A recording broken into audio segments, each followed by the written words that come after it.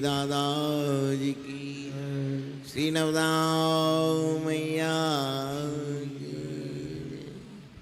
पूज्य श्री मैया हमारी किशन प्रिया, हम तो सबको मैया ही बोलते हैं, सभी मैयाओं को मैया ही बोलते हैं, इसलिए पूज्य श्री हमारी किशन प्रिया मैया जी व्यासपीठ पे विराजमान हैं।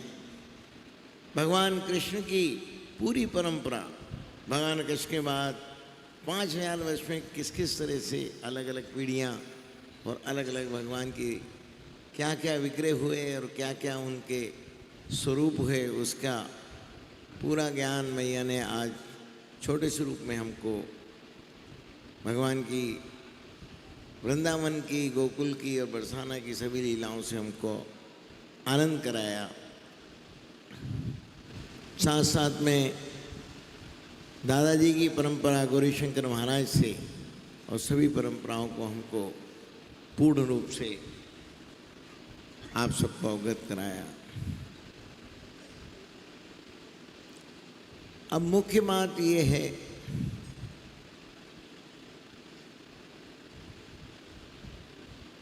कि किस तरह से भगवान से भाव रखना चाहिए। भगवान चाहिए या भगवान की माया चाहिए, क्योंकि भगवान ने बहुत बड़ी ये माया बना रखी है। सभी देवस्थान में भी माया है। ये जितना स्थान है, जितने मंदिर हैं, जितनी देवालय हैं, वो भी माया का ही स्वरूप है। लेकिन उस माया के रूप में जो विग्रह है वो ठाकुर जी हैं। अभी राधा कृष्ण भगवान बन के जो पधारे, लेकिन भगवान का रूप जो था, राधा जी का रूप तो था, लेकिन भगवान का रूप का यहाँ से ऐसा आनंद आ रहा था उनके मुख से जैसे स्वयं भगवान प्रकट हो गए। लेकिन अपनी अपनी दृष्टि की बात है। हमारी दृष्टि, जैसे मैया ने कहा कि भगवान कोई स्वरूप नहीं है, भगवान मन की स्थिति है। हमारे मन में जो भगवान के लिए भाव आता है कि भगवान हैं, ये जिस दिन विश्वास हो जाएगा, उसी दिन भगवान जिस जाप में आप ध्यान करोगे, जिस रूप में आप ध्यान करोगे, उसी रूप में, उसी वेश में, उसी भाव में भगवान प्रकट करके आपके मन को साक्षात्कार कराएंगे। साक्षात्कार से मतलब है विश्वास की वो पराकाष्ठा जो स्वरूप ले ले। जब विश्वास मुख्य रूप से हमारे गौरीशंकर महाराज को दादाजी ने उनकी जमात में सेवा करते करते, उनकी नर्मदा जी की परिक्रमा से दादाजी भोलेनाथ इतना प्रसन्न हुए कि गौरीशंकर महाराज की जो 12वीं परिक्रमा थी, 12 परिक्रमा लगाने के बाद कोई चीज़ सिद्ध हो जाती है। जिस तरह से कोई भी शिव मंदिर है, लेकिन 12 साल लगातार यदि वहाँ पे जल चढ़े, पूजन हो, अर्चना हो और वहाँ पे भाव भक्ति रहे तो वो स्थान सिद्ध हो जाता है। आप सब भी जैसे कितना भी किसको दुख हो, कुछ हो, लेकिन 12 साल बाद उसका समय जरूर बदलता है। कई लोग कहते हैं हम तो दुखी हैं, ये है, लेकिन युग पलटने के बाद उसकी गति पलटती ही है। ऐसा नहीं हो सकता है, क्योंकि अंधकार के बाद प्रकाश आता है। ऐसा नहीं हो सकता है कि रात ही रात चलती रहे। जहाँ 6 महीने की रात होती है, वहाँ 6 महीने का दिन भी होता है।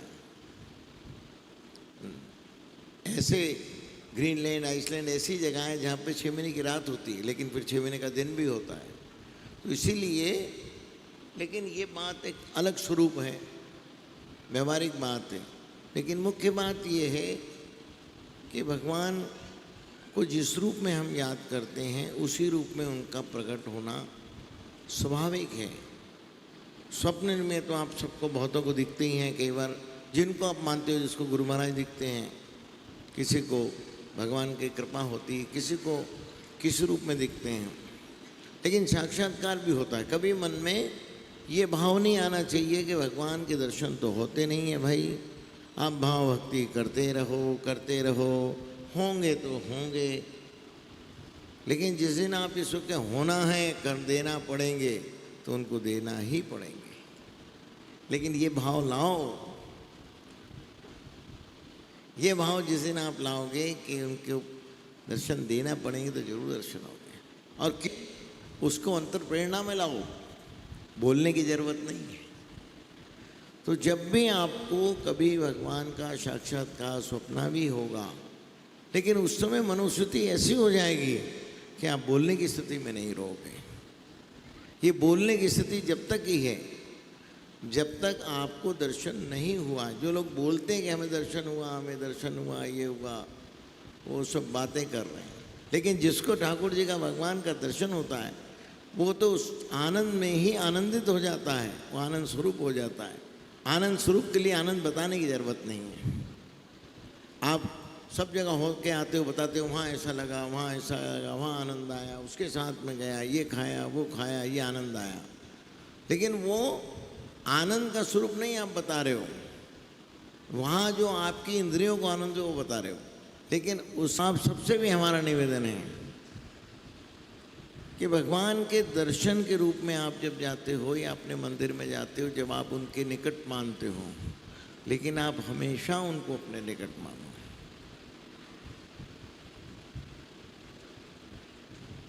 यही बात समझाने के लिए भगवान ने एक बार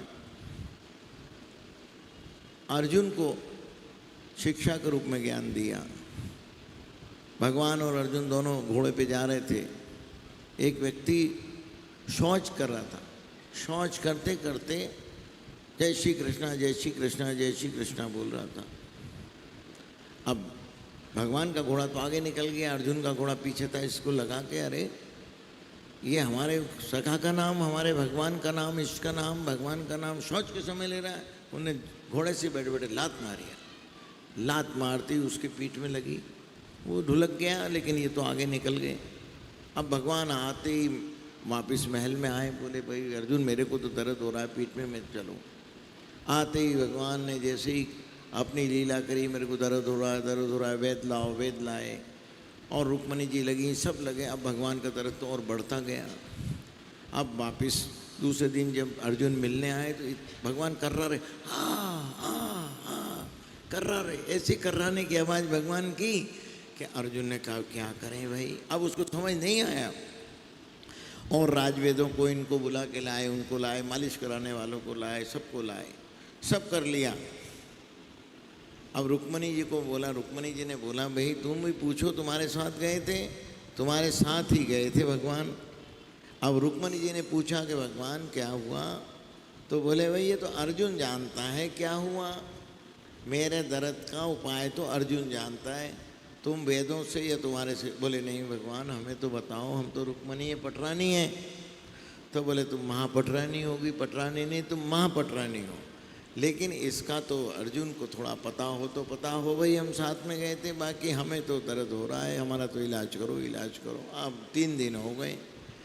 तीसरे दिन अर्जुन आए, उन्होंने कहा कि भगवान क्या माया है। अब उनको ये समझ आया कि ये शायद भगवान की कोई माया है।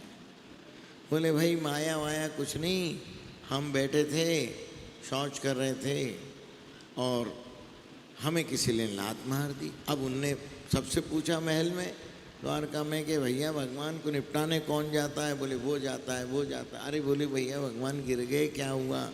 बोले भाई कुछ नहीं हुआ, हमारे सामने तो कुछ नहीं हुआ। बोले तुम ही थे। बोले हम ही थे ड्यूटी पे। वो बोला हम थे, अमुक था, किसी से पता नहीं चला। अब बाद में अर्जुन को ध्यान आया कि भाई उसको हमने लात मारी थी। अब वो बात उसको 3 दिन बाद ध्यान आई। जब उसे ध्यान आई तो भगवान ने कहा हाँ भाई मेरा इलाज तो यही है कि उसको तुम लाओ ढूंढ के। अब अर्जुन का वो तो कौन था पता नहीं भाई, सुबह का टाइम था वो। तो बोले नहीं भाई उसको ढूंढ के लाओ, वो मेरी पीठ में लात मार दे तो मेरे कमर ठीक हो जाएगी। अब ये भगवान ने जो कहा, बोले मेरा इलाज तो यही है कि उसको बुलाओ और उसका पैर मेरी पीठ में लगे तो मेरी पेट ठीक हो जाएगी। अब अर्जुन ढूंढने गए। अब ढूंढने के बाद तो माया भगवान को समझाना तो वो मिल भी गया। बोले भैया तेरे को लगी होगी, क्या हुआ। बोले भैया मुझे तो कोई नहीं लगी, हाँ थोड़ी देर तो दर्द हुआ था, पर मुझे तो कुछ नहीं, मैं तो खेती का काम कर रहा हूँ, मैं तो किसान हूँ, अपना काम कर रहा हूँ। बोले चलो हमारे साथ। बोले कहाँ चलो। बोले भगवान के पास, उनने कहा ले अब ये लगता है कि कोई और सजा देगा या हमें कुछ फंसवाएगा। अब अर्जुन ने फिर भी उसको पकड़ के जब लेके आए, आने के बाद भगवान के पास आए, भगवान ने कहा हाँ भाई यही है, यही मेरा भगत है। बोले देखो अर्जुन, मेरा भगत जो है भगवान का नाम ले रहा था, इसलिए चोट उसको तो लग रही नहीं थी, हमको लगी। ये उसको दर्शाया कि देख यदि मेरा भजन कोई कर रहा है और मुझे कोई चोट लगी है तो मुझे लगी, उसको नहीं लगी। तो उसी तरह से हमारे दुख में, हमारे कष्ट के समय हम जब भगवान का नाम लेते हैं तो वो कष्ट भगवान पे आता है और भगवान को उसको ठीक करना पड़ता है। तो इसीलिए कष्ट में नाम स्मरण जरूरी है, इसीलिए हम उनका होना माने, उनका भजन करें। इसीलिए अपन जब भी ग्रहण भी होता है, ग्रहण में भजन क्यों करते हैं? पूरे ग्रहण, जितने घंटे ग्रहण चलता है अपन भजन का नाम का जाप करते हैं। क्यों करते हैं? कि ग्रह की मुक्ति हो जाए। तो उसी तरह से कष्ट के समय यदि हम भगवान का भजन करेंगे तो भगवान हमारी उस कष्ट से मुक्ति करेंगे। इसीलिए भजन की निरंतर जरूरी है, उसकी आवर्ती जरूरी है। अब जब भगवान ने कहा कि भैया इसको तो ले आए ठीक है, लेकिन ये मेरी पीठ में पैर मारे जब ठीक होऊंगा मैं। उसके आते कराना भगवान ने बंद कर दिया। हाँ जो कर रहे, बस ये बोले दर्द हो रहा है, दर्द हो रहा है। अब उसके आने से कराना बंद कर दिया। उन्होंने कहा भैया ये ठीक तो हुए, आंशिक रूप से तो ठीक हो गए। अब अर्जुन का मन और पटरानी जी, हमारी रुक्मणी जी का मन नहीं माना कि भाई कोई हमारे भगवान को पैर लगाए, ये हमें सहन नहीं होगा। अब भगवान ने कहा कि अच्छा भैया, तो बोले आप इतना तो ठीक हो गए, हो जाओगे 1-2 दिन में भगवान, पीठ में पैर नहीं लगा देंगे। बोले अच्छा भैया इससे बोलना, तुम कह रहे हो कि थोड़ा ठीक हुआ है तो 3 दिन आइए, 3 दिन आके यदि इससे आने से हो जाएगा तो हो जाएगा। अब वो 3 दिन रोज हाजिरी के लिए आए, भगवान के पास बैठे, बन भगवान का दर्द वापस बढ़ने लग गया। और वापस बोले भैया पहले दिन तो कम हुआ था, दूसरे दिन तो बढ़ गया, तीसरे दिन फिर बढ़ गया, तीसरे दिन उन्होंने फिर कराना शुरू कर दिया। हाँ अब भगवान करा रहे हैं। रुक्मणी जी को बड़ी दया आई, क्योंकि रुक्मणी जी का आंतरिक प्रेम है। रुक्मणी जी का भले इनके पैर लगाना पड़े लेकिन मेरे भगवान का दर्द ठीक होना चाहिए। रुक्मणी ने अलाउ कर दिया। अब रुक्मणी जी ने कह दिया तो अर्जुन कुछ बोल नहीं पाए, और उन्होंने अर्जुन के सामने भगवान की पीठ में जैसे ही उस व्यक्ति ने पैर लगाया, भगवान ठीक। जब अर्जुन को ये हुआ कि नहीं, मैं सखा भाव रखता हूँ, मैं प्रेम रखता हूँ, लेकिन मेरे से बड़ा भी कोई भगत है और मेरे भगवान का नाम पवित्र है, इसलिए वो कहीं भी लिया जा सकता है। इसीलिए आप कई बार संकोचित होते हैं कि रेल में भजन कैसे करें, हम नहाए नहीं हैं कैसे करें। कई बार बुखार होता है, बुखार में आदमी देर से नहाता है, तैयार नहीं होता तो भजन नहीं करता। लेकिन ऐसा कोई बंधन नहीं है। यदि बुखार है, आपने स्नान नहीं किया है, या आप ट्रैवल में हैं, ट्रैवल में भजन स्नान नहीं हुआ है, लेकिन अपने समय पे आप अपनी सीट पे भजन कर सकते हैं। भजन का आवर्त, क्योंकि भगवान तो स्वयं पवित्र हैं, उनका नाम लेने से ही पवित्र हो जाता है। और इसीलिए हमारे यहाँ अलग अलग जो हैं ऐसी पूजा और ऐसी व्याधान है कि जो समय के अनुसार कर सकें, सूक्ष्म रूप कर सकें। जैसे विष्णु सहस्त्रनाम किसी का नियम है, लेकिन समय कम है या जल्दी है तो आप पुरुषुप्त करके भी विष्णु सहस्त्रनाम हो जाता है। कोई गीता जी के अध्याय करते हैं या मान लो इसके दुर्गा सप्तशती के अध्याय करते हैं तो खाली श्री शुप्त ही कर लें। कई लोग रुद्री करते हैं रोज़, लेकिन रुद्री ब्राह्मण होने से रोज़ करना जरूरी है और मन नहीं मानता है पूरा करें, और लेकिन ऐसा समय का अभाव है तो खाली नील शुप्त कर लो, नमस्ते रुद्रवन्यम बहुतों के गुणा बाहुव्याम उत्ते नमः, इतना 16 मंत्र कर लो, उससे भी रुद्री हो जाती है। तो इसीलिए हमारे यहाँ अलग अलग विधि बनाई है हमारे यहाँ जो है। तो इसीलिए भगवान से प्रेम और भगवान की, क्योंकि भगवान को पाना और भगवान का रूप को जानना दोनों अलग अलग बात है। ये इस तरह से समझने के लिए है कि आप मिठाई की दुकान पे जाओ और ये देखो ये क्या है, बोले ये गुलाब जामुन है, ये पेड़ा है, ये है। अब वहाँ रखा था खाजा, उस व्यक्ति ने पूछा ये क्या है, बोले खाजा, तो वो खा गया। अब खा गया तो उसको खाजा का पता चल गया। और दुकान वाले ने पैसे मांगे कि भैया तुमने खाया है, पैसे दो। तो बोले तुमने कहा था खाजा, तुमने खा के, अरे बोले इसका नाम खाजा है। तो इसीलिए आप भगवान का नाम नाम नाम ना भगवान, लेकिन भगवान नहीं पाना है आपको, भगवान की लीला को पाना है। तो मैया ने कैसा बताया कि भगवान की लीला को पाओगे, वो मांगोगे तो फिर वही मिलेगा। उसमें तो भगवान बोल देंगे अच्छा मेरे को लिस्ट दे जा। भैया आजकल के समय में जैसे होता है ना, आपके आईटी वाला कोई भगवान से मांगेगा तो पूरी एक कंप्यूटर की चिप बना के दे देगा कि भगवान ये होना ये होना ये होना ये होना। तो भगवान के तथास्तु जाओ, होता रहेगा समय से, और होएगा, नहीं होगा ऐसा नहीं है। लेकिन भगवान नहीं मिलेंगे। लेकिन हमें भगवान की प्राप्ति होना चाहिए, भगवान हमारे हो जाएं, गुरु महाराज हमारे हो जाएं। अब कोई पारस पालेगा तो सोना तो अपने आप बनने लग जाएगा, तो उस पारस को पाओ। तो इस भगवान को पाना चाहिए, भगवान से मिलन हो जाए, भगवान की मन में भक्ति बस जाए, बस यही होना चाहिए। मांगना यही चाहिए कि आप हमारे, हम आपके। तो ये भगवान की कृपा, गुरु महाराज की कृपा के लिए ही यहाँ पे कथा आप सब श्रवण कर रहे हैं, आनंद ले रहे हैं। अब वही भगवान की प्रसन्नता, और दादाजी खूब प्रसन्न हो भोलेनाथ के रूप में, इसलिए अपन सब रोज ही करते हैं कथा के बाद, रोज भी भजन सत्संग के बाद भी शाम को होता है, हर दरबार में होता है। तो अब अपन सब शिव महिमन करेंगे, क्योंकि भगवान का भोग लग रहा है।